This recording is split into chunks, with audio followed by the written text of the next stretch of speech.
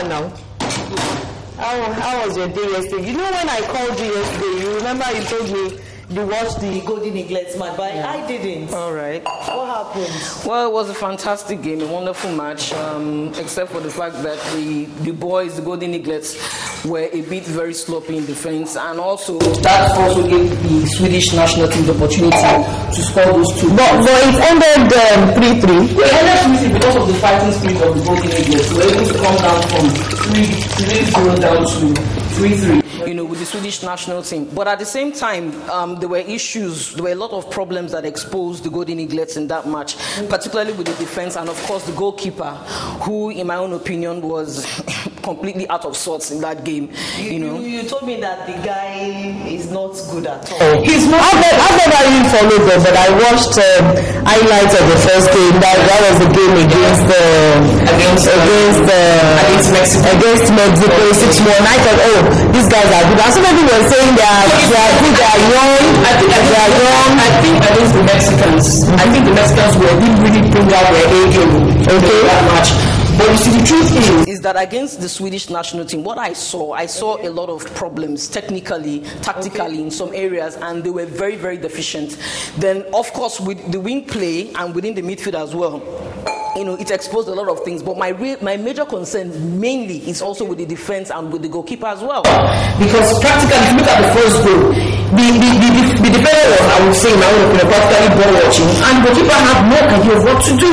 So my concern with that team, for me, is the goalkeeper as well at the same time. So I think that the technical crew of the Golden Eaglets, they have a lot of work to do, especially with the goalkeeper. Because if that guy is our first choice goalkeeper for this national team at this particular tournament, I'm afraid that we might end up considering all of those that we should not even concede in the first place. Okay, but do you see them going? Of course, they scored the first match. Yeah, the second match they were able to draw. And they are on.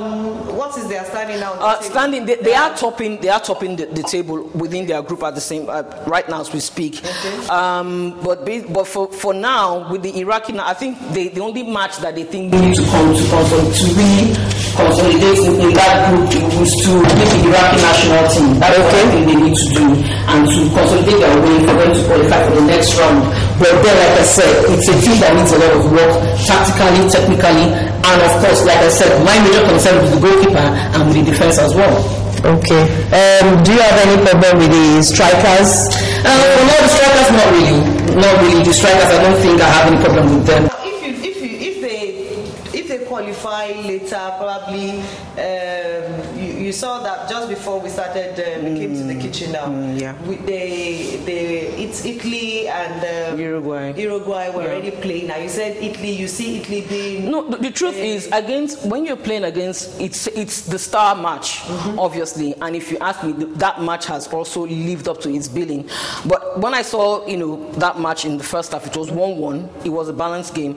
But the South American teams, I would say to a large extent, they've been able to step up in a way. But either way, it's still the star match. It's also. But what I'm really coming into now, for the Golden Eaglets, do you see them if they meet top-notch teams like that? That is exactly what I'm saying. It is left for the technical crew to do that work. Because when you're playing against the Europeans, the South Americans, they're playing against teams that have what you call like a rather solid background when it comes to age-grade football, in terms of organization, in terms of the fact that these young players have been properly groomed. And don't forget, most of these players who are under 17 they are also feeder teams to their various clubs in Europe. So they are more exposed, they are well organized, they are on ground, and they have what it takes to really play a very good game, unlike us in Nigeria or in Africa, for instance, where we are lacking in some areas in terms of the technical, the tactical aspect, in terms of being well grounded, age and all that. You could see, so that is also one issue. So I think with the technical crew, with the likes of the coach Manu Garaba, Emmanuel Amunike, Nduka Obade, I think they'll have a lot of work to do. It's not over. It's not over. I don't. All right, going away from the Golden Eaglets now. I watched when I called you. I just finished watching our snap match. it was fun all the way. But when it got to the 80th minute, I was looking at them. I said, these guys, they will have to fall back. Yeah. In order to really hold. No, the thing is this. The strikers, they didn't fall back. I expected Arsene Wenger to have told them to go back, to fall back, because a draw would have been better. Yeah. But instead of celebrating their birthday, he had a bad day in the end. The truth is this, listen, I would say there was a loss of concentration in the defense. That's the truth. Because they gave Lewandowski way too much room. And I can tell you for one thing, the defense in Arsenal has been, I would say... You know what, immediately I saw the cross, I started looking out for Lewandowski. That's what I'm saying. Because I knew that cross was coming to him. Yeah. So if I'm a defender, at least one defender should have been on him. One defender, that's what I'm saying. It all boils down to the defense. It all boils down to the kind of defenders you have. What is the quality of Arsenal's defense in terms of giving close marking to a top-notch striker like Lewandowski? I don't know. And you see, the truth is, Pep Mertesacker was just, I would say, practically ball watching, giving Lewandowski way too much space, and then to score. And when you give a deadly strikers like that, so much space, you put the ball inside the net. So they gave Lewandowski so much room. They should have, somebody should have been on him. It all boils down to the quality of the defense that you have. What kind of defenders have Arsenal shown so far? Seriously, they've not really. You see, in terms of, you need to know how to give certain players, especially top-notch strikers like Lewandowski, what you call close marking. If you're able to close him down, he wouldn't have had that so much room to score. That's the thing. That's where the problem is. But now, his late goal as probably like throw the. Yes, you see, Arsenal's group is open, right? Okay. Now, for Arsenal, Borussia Dortmund, and Napoli, each of these teams have 66 points, right? Now, Marseille with just 1 point. Maybe you want to wash your hands now. That one goal. You know what is that? It's going to cost them now. Yeah. Because it has actually thrown the group open. Yeah. Mm-hmm. So and Napoli is a strong contender. If you look at what they are, if you look at it carefully, let's be realistic. Look at Group F, for instance. We have 3 top teams. I've watched this. You can take this. 3 top teams, right? In this group, for instance. Mm-hmm. But then, if you ask me, now I'm not being sentimental because I'm an Arsenal fan. But okay. The truth is that for me, I see Arsenal. And of course, Borussia Dortmund going through that group. Napoli, there's a possibility, yes, they would go through, possibly, But for me, if I'm going to ask which team will go through that next group, I would say that Arsenal and Borussia Dortmund. So for me, that's what I would say in that group as well. But for Napoli, I'm not true. For the matches that are going to be played tonight, you have Manchester United. So many people are laughing. They are laughing that they are not going to do so much. The truth is, and Manchester City is not, is neither there nor here. Yeah. The truth is, for Man U, I wouldn't write them off. Okay, might be having problems, issues. Now, they've not been able to really live up to their billing, but that's the issue, write them off. But the star match of this night for me will be Real Madrid and Juve. Now that would be one of the top matches, I would say. But Juve and the Serie A are fine. They are informed. They are okay. Not really. Not really. Against Fiorentina in the Serie A. Now they were leading. And Fiorentina came from behind. From just suddenly, Fiorentina were able to now come back. I remember you said it's Juju. But it's football. Of course, in football, anything can happen. That's the truth. But like I said, I never expected that kind of performance from Fiorentina. Okay, so you feel so. Who will you tip it for? Well, for this Real Madrid, I wouldn't really know who's going to go through. It's going to be a tough game. But if you ask me, I would give it to Real Madrid. I would give it to Real Madrid. Okay, let's quickly go to tennis now. All the major, the US Open is gone. Yeah. Australia Open is gone. Roland Garros. And as well as the Wimbledon and as the ATP Masters, we have the ATP Masters going on.